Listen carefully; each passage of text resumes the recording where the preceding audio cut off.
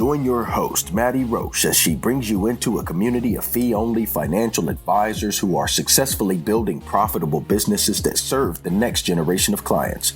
Learn from innovative advisors whose unique stories will inspire you to dream big and take action on your goals. Are you ready to live your best life and help your clients live theirs? Then you're in the right place. Hello, and welcome to this episode of XYPN Radio. I'm Maddie Roche, your host. I'm excited to have XYPN coaches Emily Purdon, Arlene Moss, Carolyn Dalle-Molle, and BB Webb on the podcast today. As the coronavirus pandemic hit the United States in February of 2020, the XYPN team mobilized to provide support to our advisor community during this time. Recognizing that advisors were going to be facing new experiences, opportunities, and hardships, the XYPN Advisor Success team rolled out the Way Forward, a resource that aggregates the expertise of all of these coaches.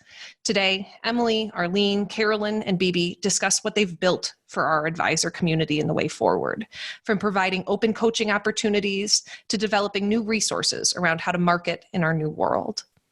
Emily and Arlene speak directly about actionable steps advisors can take to plan for and build a business in today's environment, from how to stay sane to providing new services with new price points. Carolyn and BB discuss how, in light of COVID, marketing and sales processes could change, but to their point, could also change very little, if at all. What they do all agree on is keeping the human component of the advisor-client relationship front and center. There's no denying that we're in a shared crisis with our clients for the first time ever. This provides meaningful opportunity for advisors to be seen as solution providers to their clients, but more importantly, a real human that understands what it's like to wake up every day right now with uncertainty. If you're interested in what XYPN has done to support advisors in a time of crisis, this episode is for you. Avocado toast, selfies, a mountain of student loan debt. Gen Y is anything but traditional, and with over 75 million people, it's a population you don't want to ignore. Learn more about how to serve this unique population in our guide called Attract and Profitably Serve Millennial Clients in Your RIA. Discover 3 key ways to tap into the millennial market and 6 things that they want from their financial advisor. Visit xyplanningnetwork.com/millennials for your free copy. You can find any of the resources we mentioned during this episode at xyplanningnetwork.com/256. Also, be sure to go to xyplanningnetwork.com/VIP to join our private group just for XYPN radio listeners.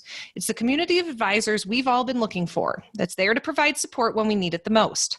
Best of all, it's free. I encourage you to check it out. Again, that's xyplanningnetwork.com/VIP. Without further ado, here's my interview with the XYPN Advisor Success coaches. Good morning. Welcome to XYPN Radio. Emily, Arlene, Carolyn, and BB. So glad to have all of you. We're on the line today with the 4 awesome XYPN coaches here in our community. We're going to be talking about what we have done as a team at XYPN, but more importantly, what our individual coaches have done over the past several months as COVID-19 has become a reality for all of us. Arlene, go ahead and introduce yourself to our listeners. I know a lot of our listeners will be familiar with your voice and your energy and your name, but go ahead and just give our listeners a little overview of your role here at XYPN, and then we'll dive into some of the more deep questions about what you're currently providing for advisors. Thanks, Maddie. Okie doke. Well, I am head cheerleader, I think is my joke title. Executive business coach makes me sound like more of a grown-up. I spend about half my time in one-on-one coaching with our more advanced members. And then the rest of my time is in small group training, all the fun that our advisor success team does, which is webinars, small groups, open coaching. I love working with our pre-launch folks that are in that stage where they're going through initial registration. We also do webinars. Build is an event we have coming up for our more advanced planners. And BYOB, Build Your Own Business, is another webinar series I do a few times a year. So that's kind of how I keep myself out of trouble with the XY gang. Awesome, Arlene. And Arlene has been on the XYPN team for a number of years. She's worked with some of our most advanced firms as an executive business coach. We're so glad to have Arlene on today.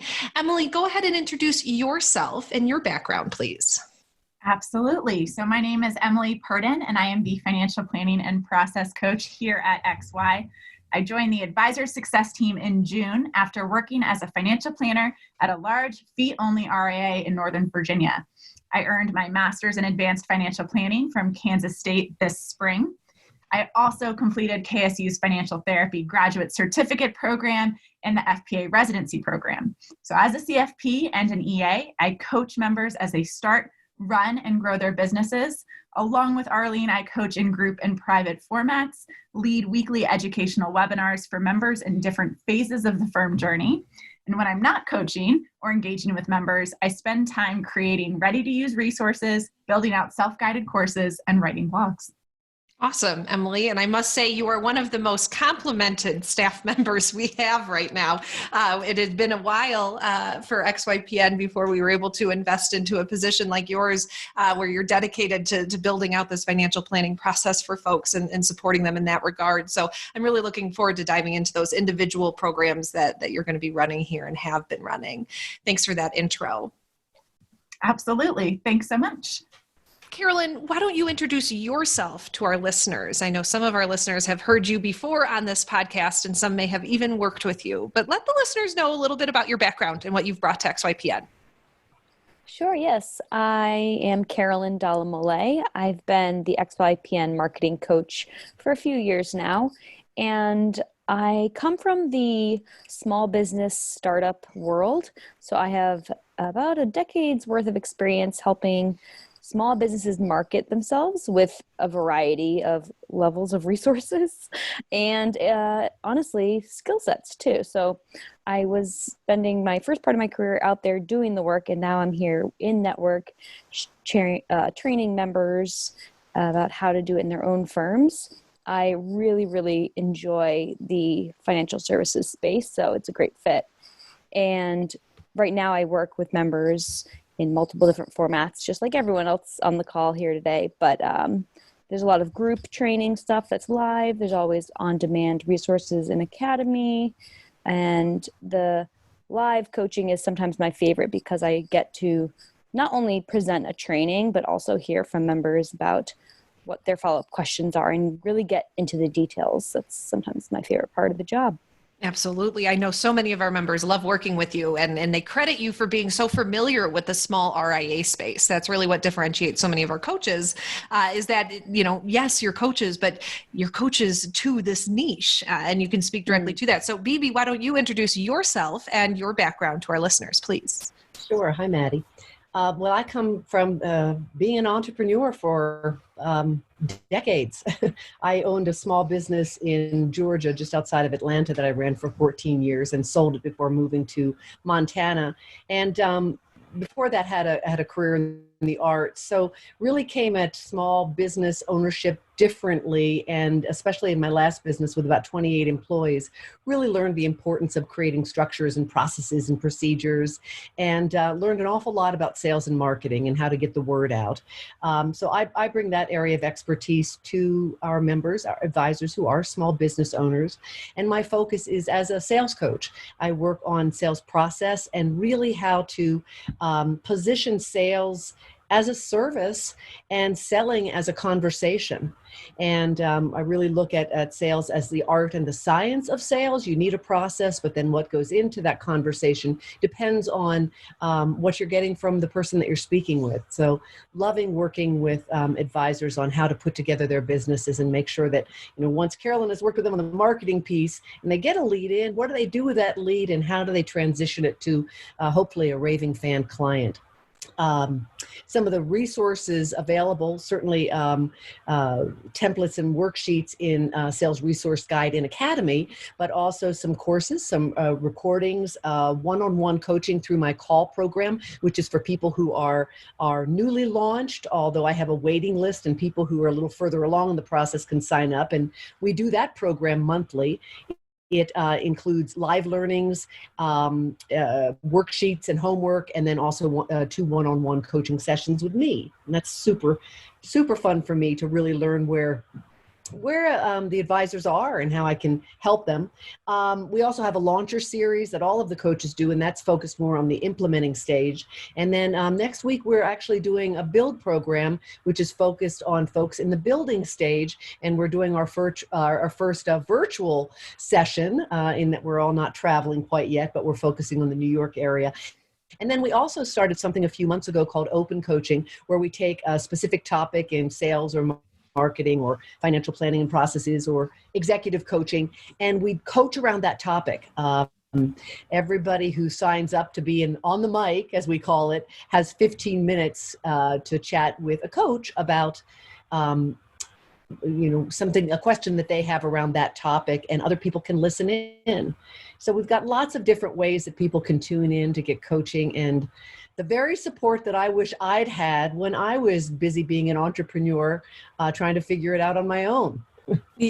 Absolutely. And if any of our listeners are interested in hearing more about BB's background and her sales process, just look back at our XYPN radio page. She was on the podcast just a couple months ago with one of the most real podcasts filled with some of the best advice that we've had yet. So thank you so much, BB, for that podcast. And thanks for being on again today. Okay, Arlene, I'm going to start with you. Emily and Arlene are very parallel in terms of the support and resources that they provide for advisors. So I want to be sure that we focus our conversation in this first half around just the needs of the business and the advisors themselves that they're facing right now, as we all find ourselves kind of approaching a potential opening of our country back up after this COVID response. But we know so many of our advisors around the country have found a new world early March of this year. So Arlene, just talk to us a little bit about what are you hearing from the members of the XYPN community right now as business owners? What's their status?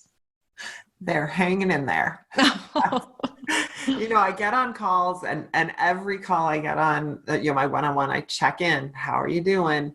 And, everybody used to say, fine. And now everybody's like, I'm okay.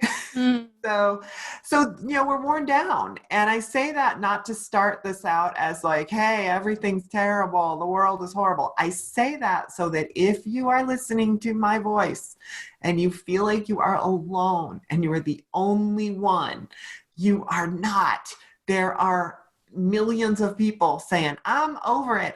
This was a fun joke for spring. Let's have summer be normal. As far as business-wise, it's interesting. The beginning was, I meant to do contingency planning. I guess it's time to get around it. And folks that were in offices definitely had to figure out their life. They got almost no notice before they were going to be working from home full time. Now, a lot of our XY folks are already virtual, or at least a part of them is already virtual. So they are doing a little bit better. But some of those folks out there that are a little older firms, more established, have more of an office, that was a big change. And now we've shifted. Now those same clients, those same members, I'm working with them to figure out, how do we safely come back? How do we come back and socially distance in our office, but get to come back?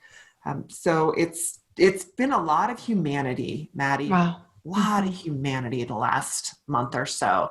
This is not just business and business coaching. This is real, honest to goodness human beings with very, very different thoughts, fears, concerns, anxieties that we're all fighting through. So. Yeah, thanks for that. I totally agree, Arlene. The sense that I'm getting from our members is that we are all in this together, and they with their clients, us with them, and so forth. But that we're all kind of itching for some normal, but we all are recognizing that this is probably going to be a long experience. It's going to require a lot of tweaking to our businesses. Emily, you work one-on-one and in a group capacity with members. Have you sensed similar feelings among our members and the advisor community? Yes, absolutely. I think Arlene and I, personally, not even professionally, we struggle and deal with a lot of these things as well. So we almost have conversations to make sure that our team is taken care of so we can help our members as they help their clients, right? And it's kind of this interesting chain of everyone's trying to support one another, which is really lovely. But yes, coaching conversations have definitely shifted, less away from, workflows and processes. We're not really talking about that right now. We're talking about how you can be there for your client and also yourself and your family and all of the other people that rely on you. Yes. Arlene, you mentioned a couple things: contingency planning, transitioning into the virtual practice. What are the biggest concerns of advisors right now? The absolute number one is, will prospects ever come back again? The answer is absolutely positively yes, they will. I do have some who are like, what's happened? I'm busy. But more, I have that, are they going to come out of their houses and come back and see me? And am I going to be okay? And the answer is yes. You're going to be okay. One thing I think kind of in line of that, will there ever be prospects again question is it ever going to be okay for me to ask for business again?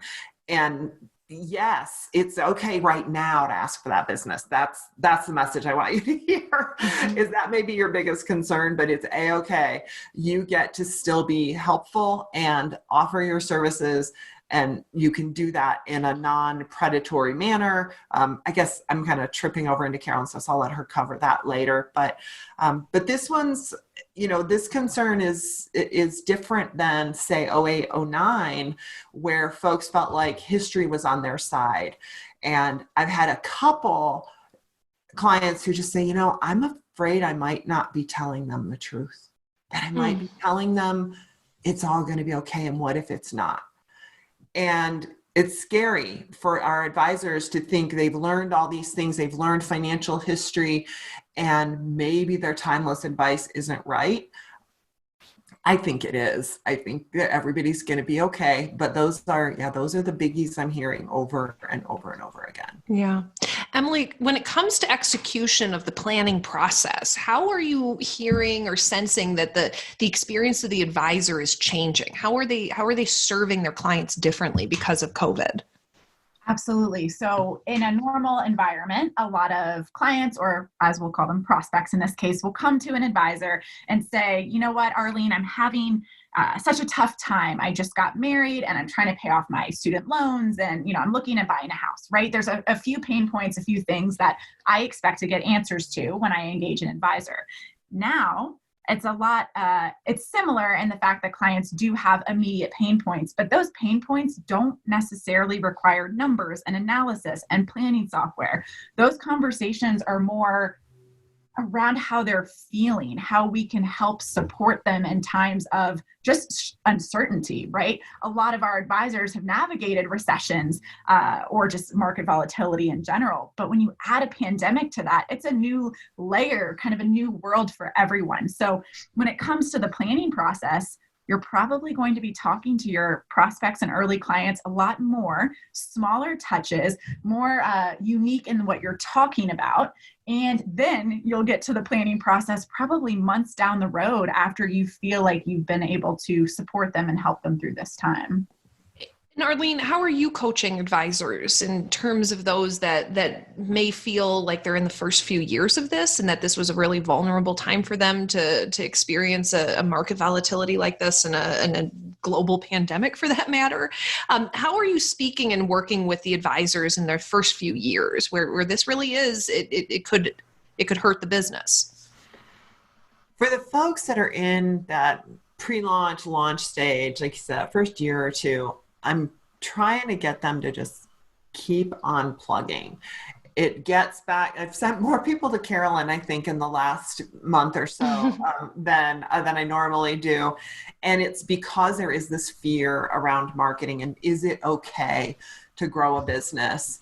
And I try to coach my folks, just keep going, keep doing the work, keep showing up. People are going to come out of their houses and their same problems are going to be there. If they had credit card debt, it's still going to be there. If they had student loan debt, things are changing, but there are considerations. Retirement is still going to happen for people. So I just tell them to keep plugging away and doing the right work. As I said, I send a lot of folks to Carolyn because I want them to feel safe and comfortable building a business. I'm hearing more guilt about asking for the business than normal. And let me be real clear, there's always this little element when folks are starting out about, I don't want to ask all my friends and family, and I don't want to be salesy. Oh my gosh, it's like it's like getting the plague to say you're salesy. And so that's heightened right now. People are even more in tune with being afraid of being salesy. So we're trying to get them to know that it's okay to show what you do, show you have value, always be mindful of what people are going through, but that you get to keep moving forward. Mm-hmm, mm-hmm. Emily, do you have any specific advice on what advisors can do today in terms of their planning process and execution with clients that can help? I loved what you were saying, that we really need to focus on what's most on the client's mind at this time. How do you think the components to the financial plan are going to change over the next year? And how do advisors adjust to that? Yeah, so I will plug our Advisor Success Team blog actually from last month. So this is a February blog that we wrote. All the coaches came together, as did the director of our team, and we all kind of talked about or coached on the one thing that we're seeing the most. Mm-hmm. So what Arlene's hinting at with Carolyn, which she'll talk about here shortly, is also available in the blog. My section was mostly on pricing. So when we're talking the planning process, we're still in those really early phases of figuring out how we can adjust what's already in your ADV to make it work during this pandemic. So whether or not that means bringing out hourly services, creating some sort of project at maybe a little bit more of a competitive rate than it would be otherwise, things about pricing support. That's where I'm really coming in. And then Arlene's section is on self-care and really wonderful kind of executive level coaching tips on that. And so I would say my area, the planning process as an ongoing service, isn't really being talked about as much as what do we do right now? How do we price? And how then do we market that without, like Arlene said, seeming opportunistic? Emily, I'm interested. Why the discussion around pricing? What prompts us to need to change pricing given COVID? Sure. It's two parts. So one part is accessibility and I guess just in general affordability. And then the second part is you're a business owner and we need to keep in mind the value that you bring at this time, right? Your advice is arguably more valuable than ever. So let's start with accessibility. That could look like a pro bono offering. A lot of our members, I don't have the current count with me. I know it's over 80 members at least have offered wonderful COVID pro bono support. When you go to the Find an Advisor profile, you'll see all of that wonderful work. They're promoting it on Twitter, social media outlets. They're recording videos and getting those out to COIs and making it known that they are here to provide support to people that have maybe been laid off or furloughed or whatever the case may be. So if you'd like to be accessible, pro bono. If you'd like to be affordable, hourly project work, right? If you have it in your ADV, pull it out and use it. Promote it on your website. Make it clear that you can just have a conversation for an hour for $200 or $250, or a project $500 to $1,000 that helps them get financially organized in this time. So that's kind of accessibility, affordability. And then we kind of look at you as a business owner. And what I coach a lot on is please don't cut your fees. So we switch away from prospects and new clients to existing clients. If you feel that you would like to cut your existing fees, it's time to have a conversation with Arlene or with me, because we can help coach around maybe those thoughts and feelings and maybe just incorporate a different service offering. Alternatively, as you're kind of coaching and coaching your clients, I would say realizing a mix of all three or a mix of a few options might be the best bet for you as a business owner. And I think that's pretty much where my coaching comes in along, with fees and services. Yeah. Well, I think that's a great segue, Emily. Why don't you go ahead and explain to the listeners the initiative that XYPN Advisor Success Team has taken since COVID became a reality for all of us? Absolutely. So the way forward, a roadmap for the critical work ahead, as our marketing team has figured out such a wonderful and kind way to translate that. And basically what that means is our team has come together to offer training, resources, and programs to power our members through not only the 2020 market disruption, but obviously beyond that as well. So everything lives over in Academy, our new learning management system we launched a few weeks ago now. And we currently have 45 lessons, and they're topical. So they're separated into a few schools. And the names, just to give you a little bit of a preview, are COVID-19 in the economy, conversations with clients, running a virtual practice, and then of course some marketing support for a business owner, tips on working from home, and then self-care. So that's kind of what that program looks like right now. We continue to add to it and evolve, and there's a few other components that I'm happy to talk about as well. Yeah, Emily, I'd love for you to explain some of the general trainings that we've included in the way forward, but specifically your trainings and what you're going to be doing over the next several months to help our advisors continue to get through this.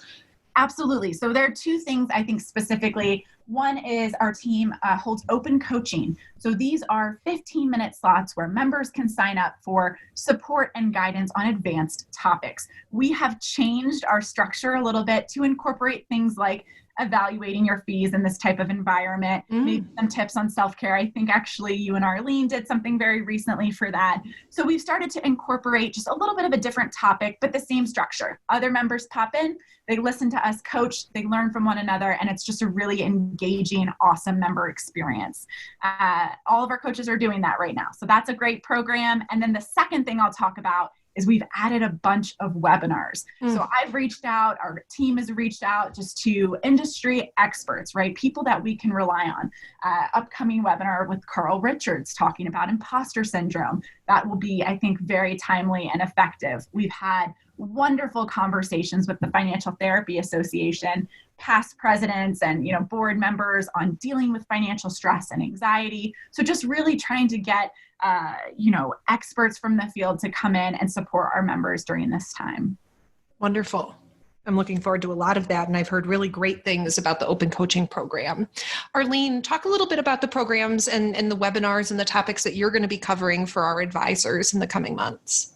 Golly, I also do the open coaching. We all do that. And we also have the daily briefing that I tend to show up on that on Fridays. We take turns. Malcolm's there each and every day, but the rest of the coaches pop in. That's a 15-minute daily briefing. Again, it brings breaking relevant news, gives you a little bit on market updates, and we talk about how that's affecting you and your clients and your business. So pop on that. They're also posted in the way forward. So we've got that. I am honestly doing a lot of, we've rejiggered a little bit of BYOB, trying to look at everything through the lens of what makes it more relevant right now. How can we shift it a little bit? The whole team has been working on Build, which we have coming up shortly. And we've been reworking that so it can be a virtual experience as opposed to in real life. So that's been a fun challenge for us. And again, that's just taking that concept of you've got to keep putting one foot in front of the other. You can't, especially those in the early days, but anyone who's still growing their business, building their business, you can't just say, okay, well, I'm not going to grow. I'm not going to work on this until after. You can't do that day in and day out. Yes, you can have a little time off. You can take a little break for self-care, but we can't have you neglecting your business. So that's kind of where I come in, is just keep on nudging people to move down the road. What a coach approach. I so appreciate that you can't give up right now, that this is the time that we've got to keep plugging. What tips do you have for self-care, Arlene? I'm interested in what you've been communicating to members about how do we keep ourselves sane and happy? I'm not sure this is the day to ask me that, Maddie. I'm not sure I'm succeeding. I am, and I say that in part because it's very true today, but also because I want everyone to know we're going to have good days and bad days. I have days where I'm like, yeah, I'm going to kick COVID's butt. Like, I'm taking on the world. And you will too, you people in the listening audience. And then you'll have days where you want to pull the covers up and say, nope, not getting out of bed today. So I'm telling people to roll with it, that it's a roller coaster. and we're all on different roller coasters. We're not on the same one, unfortunately. So we're not, hands in the air squealing with joy. Sometimes I'm down when you're up and vice versa. I am trying to encourage people to make very nice boundaries, especially those who are new to work from home. As a work from home alum here, I've been doing it 2004. I've learned how to say goodbye to my office at the end of the day, that sometimes shutting the door is what I need to do to really get good at saying, nope, it's 5 o'clock, there's, it's the end of the day. Make that end. And if your life, and so many of you are probably laughing, saying she doesn't understand our pain. There is no 5 o'clock end time because you're doing homeschooling in the middle and, taking care of your house and just trying to keep your sanity. Do what you can. Do not try to be perfect. Do not expect, no one is expecting perfection. When we get on Zoom calls, I try to start every single Zoom call with a group saying, hey, we get these are weird times. If your dog is there, that's okay. If your kid is there, bring them on. I love to see kids. Please grant yourself grace. That's just such a huge, huge part of self-care right now. Join Maddie's meditation. If that fits your time frame, hop on. If it doesn't, download Headspace or Calm and do your own self-care. I love all of those tips, Arlene. One other thing that I heard very recently on an FTA webinar, it's honestly, I think my favorite tip I've heard so far. Schedule a worry time. Worrying leads to mental and physical exhaustion. So choose a specific time each day to write your worries down, say them, scream them, whatever you want to do. And by doing that, you allow yourself permission and freedom to focus on your day and get what you need to get done. Really, really good advice. I appreciate that idea of scheduling as much as we're grasping at everything to find our previous normal. We really do have to take it upon ourselves to create our new normal, and scheduling can actually be our friends. I've really enjoyed committing to the meditation every morning with our members because it gives me a time to sit down and start my day. I've really appreciated the daily briefings by your team. Those are hard-hitting, great, short ways to start your day feeling motivated, that you're tied into a community that cares and is supporting you. The experts that we have on every day really do provide some great insight to get you looking positively at the day. But Emily, to your point, man, we should each have 15, 20 minutes to write not only what we're grateful for, but write and go ahead and be open about what we worry about. Arlene, XYPN recently rolled out an internship in a box program. Would you mind letting the listeners know a little bit about what that program is and how that might fold into all of this craziness that we have currently? Well, I don't know if our listeners have heard, but a lot of more traditional firms canceled their internships. This summer, they were all set to have interns come in-house, and then the world changed and they were not able to do that. So they canceled a lot. And for many students, that is a graduation requirement. It's not just a fun summer job. It's the real deal. They got to have it to get out of school on time. So we had an internship program idea that had been percolating, and suddenly Alan was like, you know what? It's time. Let's do this thing. So we rolled out internship in a box because we are so lucky. And that's a phrase we don't get to use that much right now. So I'm going to jump on it. We are so lucky that we have 1,200 members who know how to work virtually. You get it. You understand how to do it. And you're willing to jump in and have this unique virtual internship experience. We rolled out all manner of guide and templates and samples. Those are all out on the way forward on XYPN Academy, so anybody can go access that information. We also have a roster of 400 plus resumes from students. I haven't checked today what the count is, but last time I looked, it was over 400 resumes. Those are available to members who sign an agreement that they will abide by some of our guidelines for internships. The biggie is it has to be professionally developmental for the intern, and it has to be paid. Now, I could do an entire podcast on why we should have paid internships, but I won't rant too much today. Just know that that is a key element in opening up the industry to underserved, underrepresented. So if we want to grow in diversity and folks from more diverse backgrounds, that's going to be one of the ways to do that. So we're real strong about paid internships. I'm excited because our members are in such a good place.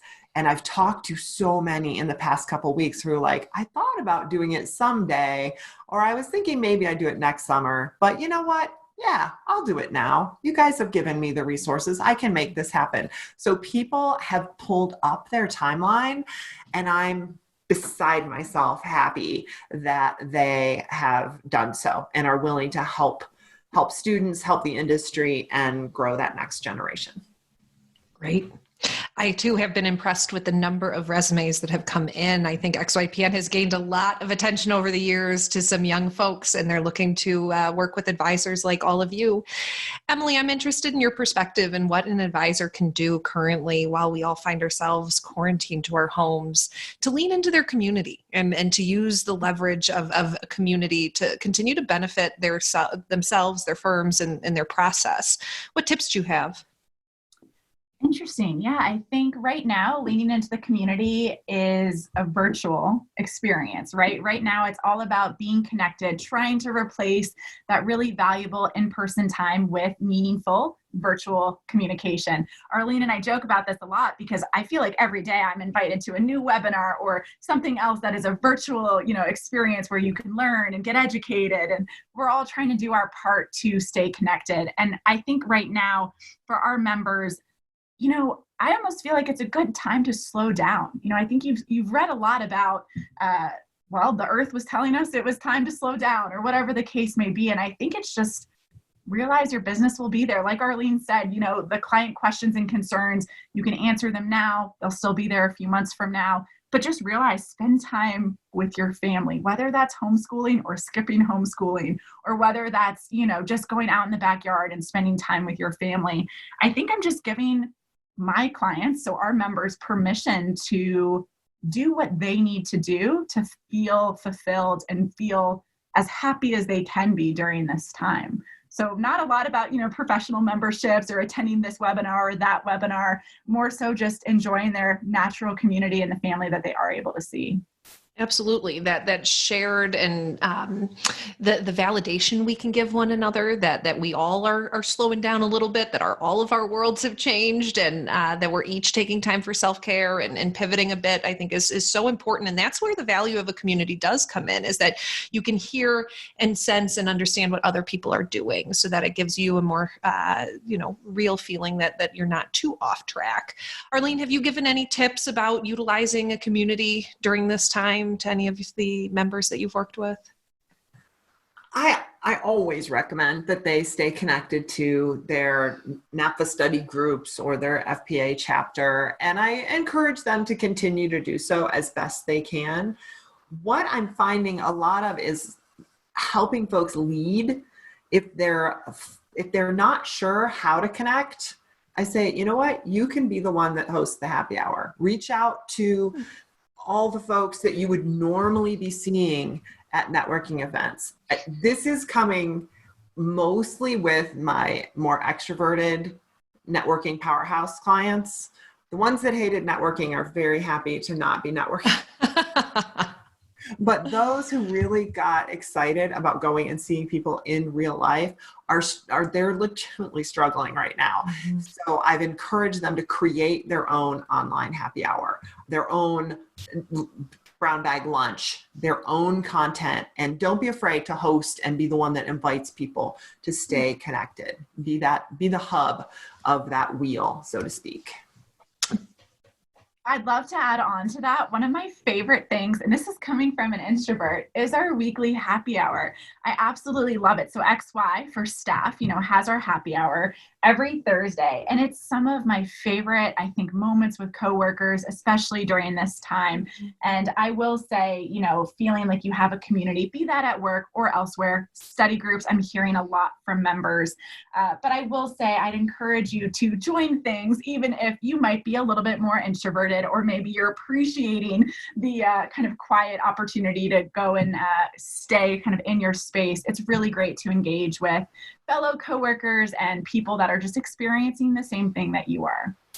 Yeah, I couldn't agree more that, during a time like this, that it's so important to be reaching out to the folks that you care about. It's been a number of weeks since any of us have been in the same room. And although a virtual environment is surely not the same, it is one that can help, and it can help remind us that we're in this together.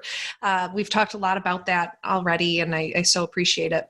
Carolyn, I really want to dive in with you and BB about how the landscape of sales and marketing has changed given our new COVID-19 reality. We've talked a lot with Emily and Arlene already just about how the business dynamics have changed, how the mental and emotional worry that a lot of our advisors and their clients carry can impact the relationship. I'm wondering, Carolyn, from your experience as a marketer, what are the biggest challenges facing our advisors right now? Sure.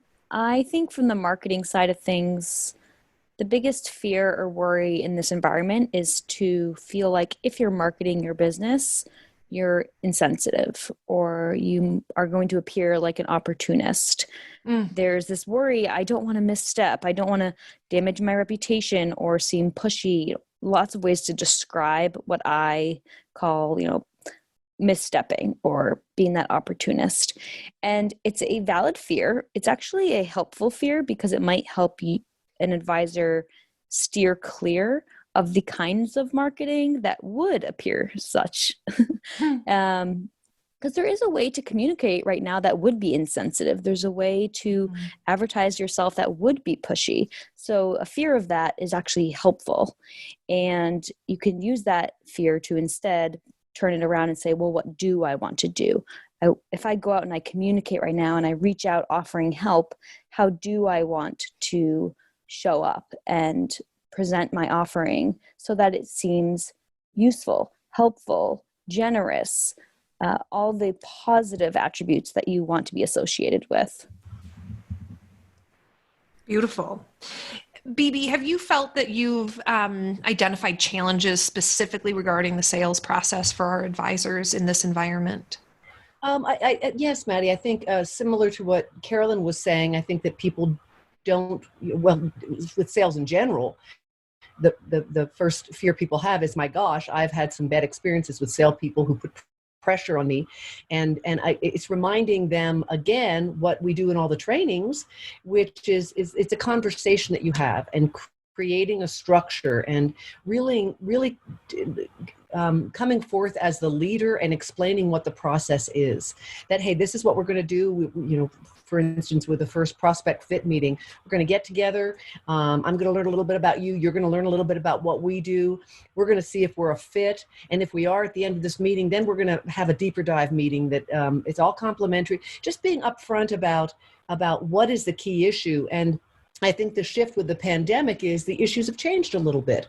We're now dealing more with cash flow issues. We're not looking at investments maybe. We're looking at, oh my gosh, someone in the family lost a job. And boy, what's this new tax law? I had one member who became expert at the CARES Act.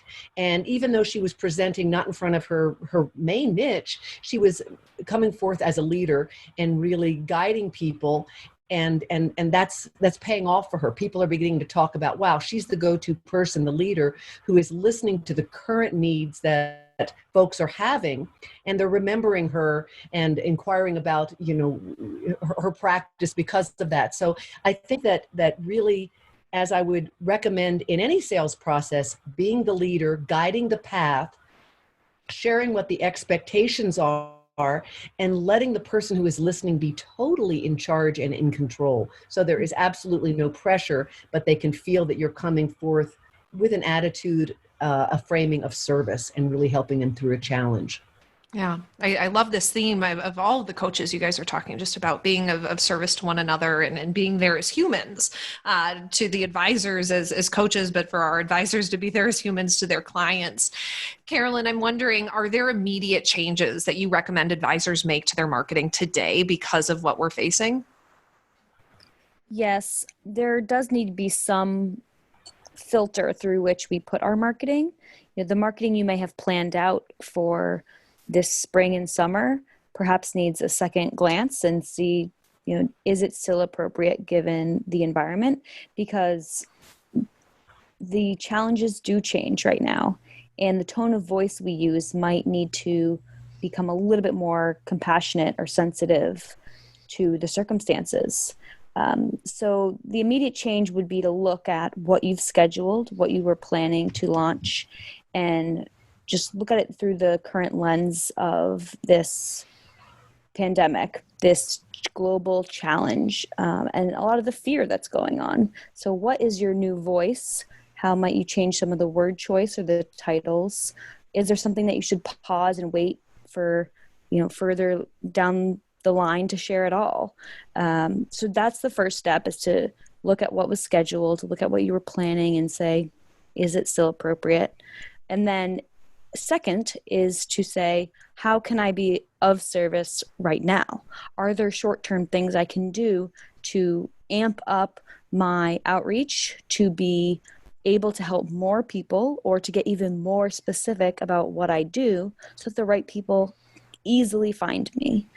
And with that short-term effort, there are some marketing mediums that are a bit longer term versus shorter term.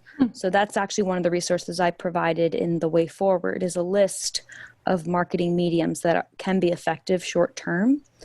Because honestly, not every single thing is. Some marketing campaigns or strategies are the long-term play, and that just might not be the most helpful way to spend your time today when so many people are in need of help right now or yesterday.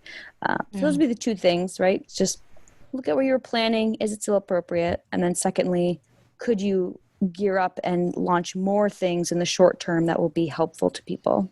Yeah. Dana Menard and Kevin Mahoney were on the podcast just a couple months ago with us as the pandemic really started, and they talked a lot about what they were sensing from clients, and it really sounded like, and I almost feel like we're still there, that we're in the shock phase, and that ultimately, potential new clients have not gotten to the point where they're looking at their budget quite yet and realizing that they need to engage in a financial planner. They're both very optimistic about that happening in the future, but that right now we as a shared culture are just kind of in shock. And BB, I'm wondering, do you have any advice about immediate changes to the sales conversation, given that folks may be a little bit more in shock? They may be a little bit more vulnerable than they would have been, say, 3 months ago. Absolutely, Maddie. And I think the first step of that is really honing, again, what we need to be doing in a sales process anyhow, but now more than ever, is really listening between the lines. People are scared. People feel vulnerable. They're not used to that kind of vulnerability. And depending on how well you know somebody, if it's a prospect, really setting the stage so they feel very comfortable being able to share. And that might be you being a little more vulnerable about things that you're uncertain about. But I think as soon as, and typically I would call that rapport building. It's a little different timbre right now. It's, again, creating a safe place for people to really share where they are. But I think when the advisor does become aware of where someone is, it's being able to guide them into, okay, this is where you are. And I love the expression that you've got to make things what they are before you can change them. So fearful. And then what are the things that we can control? In fact, I saw this wonderful graphic. I don't know who to give it credit to, but I saw it maybe through LinkedIn or something, but they were talking about zones that people tend to go through in this period of time. The first one is the fear zone, where they're people are in that hoarding mode, or, oh my gosh, what are we going to do? And it's a crisis and doom and gloom forever. Forwarding scary messages to people to move people into the next zone they call the learning zone. And it's where, what can I let go of, and what can I start to proactively do that will be helpful, whether that's look at my spending, look at my budget, work with somebody who can be a guide, maybe joining Maddie's wonderful meditation, to chill out my thinking, verifying information before sharing it. And then the third zone, which I like, which I think that if an advisor can think about this with their client or their prospect, is moving into the growth zone.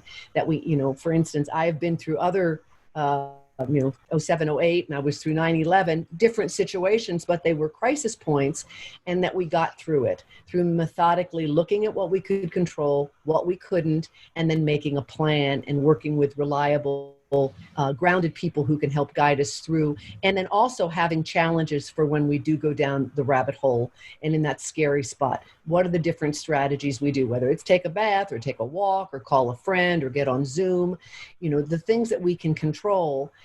This is part of the role I think that advisors need to play to get people in that a more even keel place to begin to have the conversations about the things that are showing up as emergencies now. Estate planning. I mean, gosh, I went from a brokerage firm to an XYPN person. I had no idea the things that I was missing in estate planning that nobody talked about. And now more than ever, I'm so thankful to have my guy helping me through some of those questions that, should have been handled 10 years ago, but thankfully they are now. Yeah, absolutely. Carolyn, let's talk opportunities. I know you alluded to one of your resources, and the way forward is outlining some of those different methods and mediums that could be helpful in the marketing space. What opportunities exist for advisors to demonstrate value, to have impact, to make change in their businesses, given our new reality? The biggest opportunity right now is that we are incredibly relevant to everything that's going on. And I say we, the industry of fee-based financial planning. The economy is on everyone's mind. Finances are incredibly topical. People want to talk about their money right now. They need help. And this is the kind of what oftentimes is just called a life event. People often come to planning when there's a big life event. They get married, they have a kid, they inherit money. Well, everyone is going through a collective life event right now. Huge opportunity. So with that comes, yes, you're more and more relevant. You might be more welcomed by consumers who hear about you because they have a need, but also from the true marketing kind of strategy side of things, the media really cares right now, and other content creators at large really care. They want to be topical. They want to be relevant and timely with their audiences. So if you can think big and small about any sort of collaboration you could have, whether it's a small podcast or a YouTube channel or the New York Times, I mean, these are all happening. It's a big, big opportunity to reach out, offer a story, offer help, just be there to support their audience. And you might be able to feature yourself as a solution provider. So that's the biggest one. It's undeniable. And then you can see how that also, the relevancy of finances in everyone's life right now, would bleed into other marketing mediums or opportunities. I mean, it basically impacts everything. I would just highlight, media or collaborations in general as perhaps the most effective thing to think about. That term, a solution provider, I've never thought of an advisor like that, but that is exactly what folks are looking for, and what our advisors can frame themselves up as. That really is that we're all in this collective life event and in need of some advice, and to be able to really showcase and not be afraid of doing it and not feeling bad about it. That we are in fact the solutions to some of our community's problems. BB, what specific tangible tangible advice you have for advisors in terms of the opportunities that they have available to them in this new landscape? Yeah, I think that waking up every morning, just asking, how can I serve? And then considering today, what is one possible way, similar to what Carolyn was saying, to do so, whether it is, finding an association that is now not meeting in person, but offering to do a webinar for that group, for that association in your niche. Or, I just heard a great story. It's not related to advisors, but the graduation couldn't be held, and I heard this on NPR. So the principal was creative, and he gathered everybody together at the drive-in, and they did a big video for the kids who were graduating. So they just created a new way to create an event and help serve people.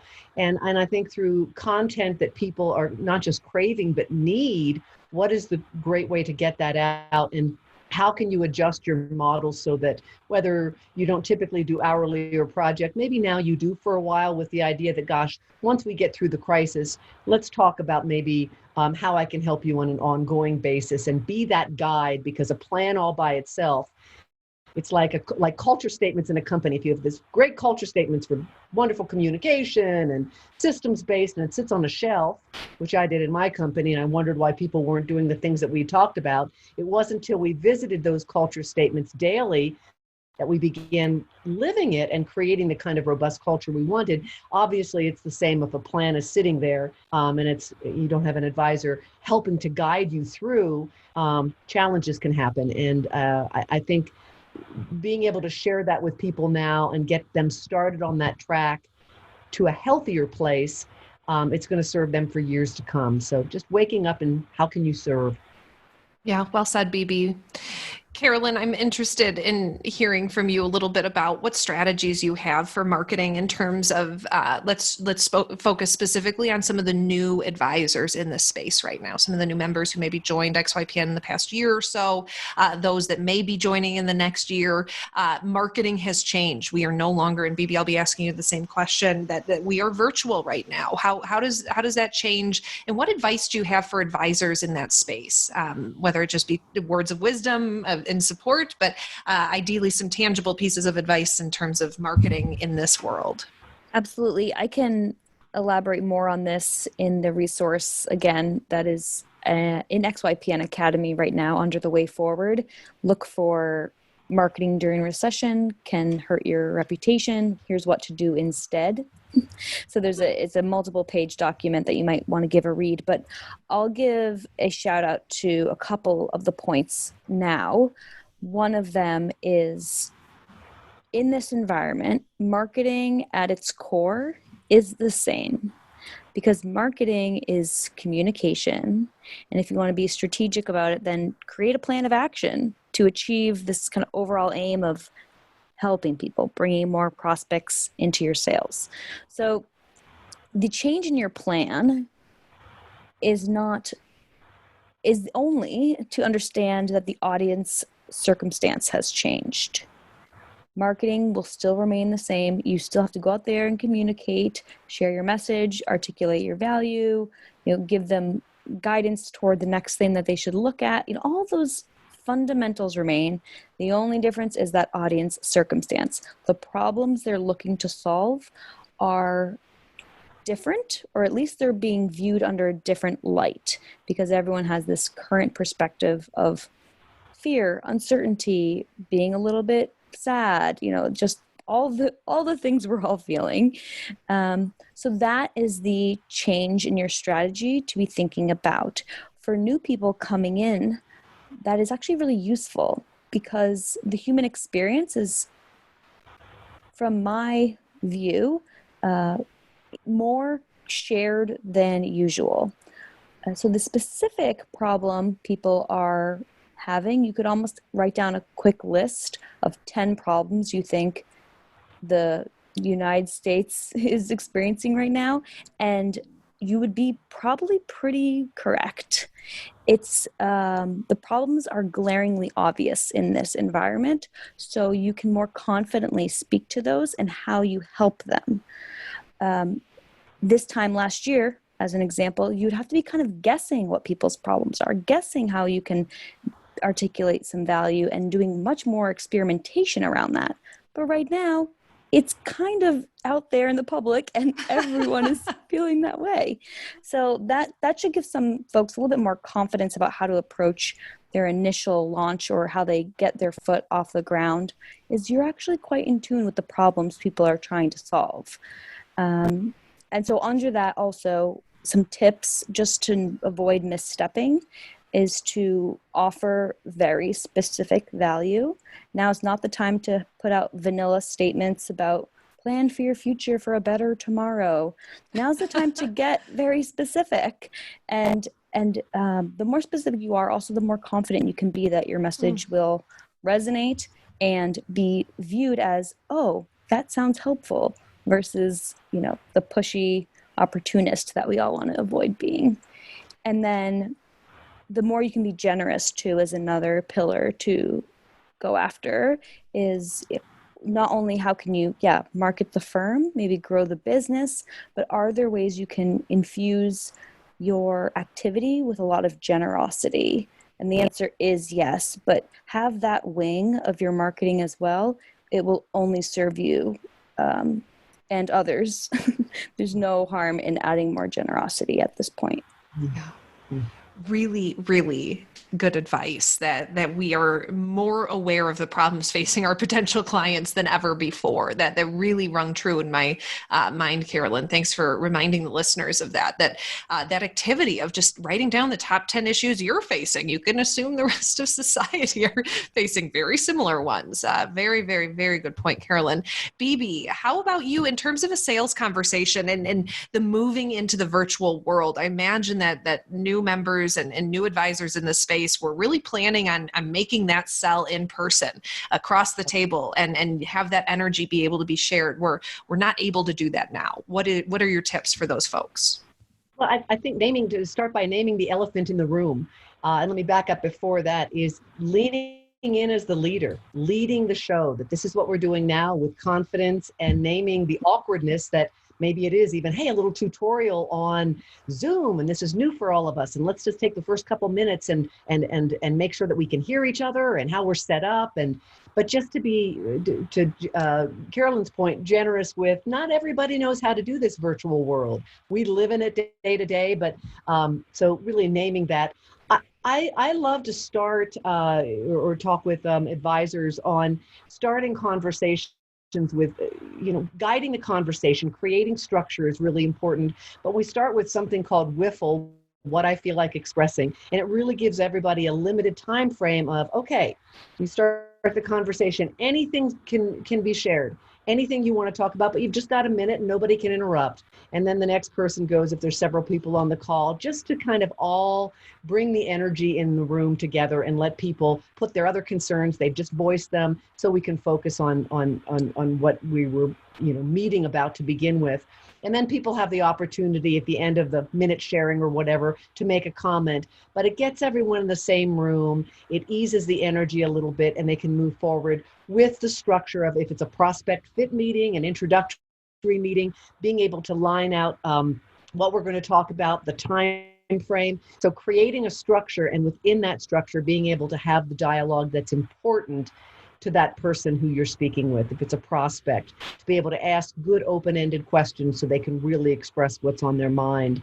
And then it also gives the advisor an opportunity to share key stories that illustrate their value and help the person they're speaking with know that they are expert in a certain area, have experience in it, but really guiding that conversation with structure, being accountable to the time frame, and then setting up what's next. I think this is the time when people don't want a lot more unknowns.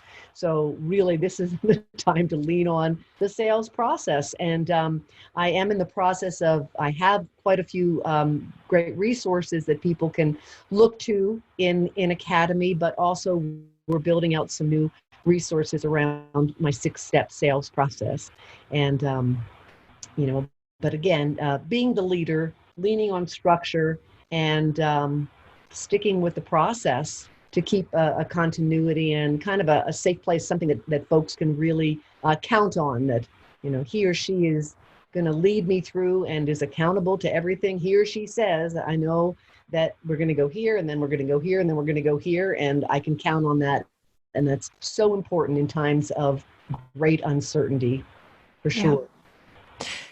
I'm amazed how fast this hour has gone by with all of you. I could talk individually with you for hours, and I would love to do that. But out of respect for our listeners' time, we will have to wrap this up.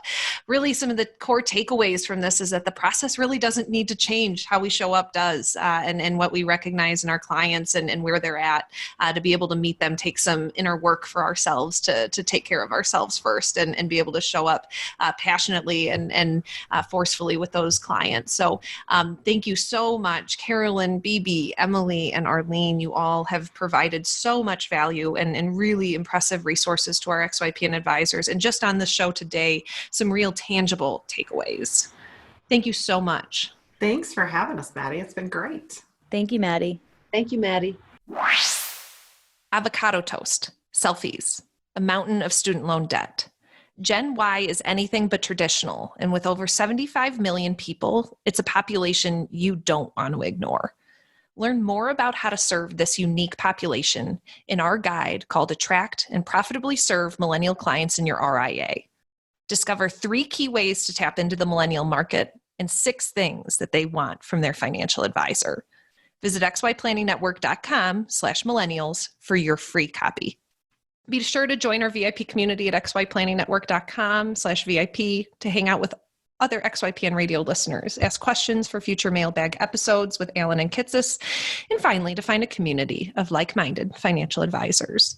Thank you so much for joining me today. Have a safe and wonderful one. We'll see you next time. You are not alone, and you are not crazy. It's scary starting, building, and growing your own financial planning firm, and that's why we put together a free private community just for you, the Cutting Edge Financial Planner. Go to xyplanningnetwork.com/VIP or text XYPN Radio to 33344 and join a network of thousands ready to change the lives of Gen X and Gen Y clients.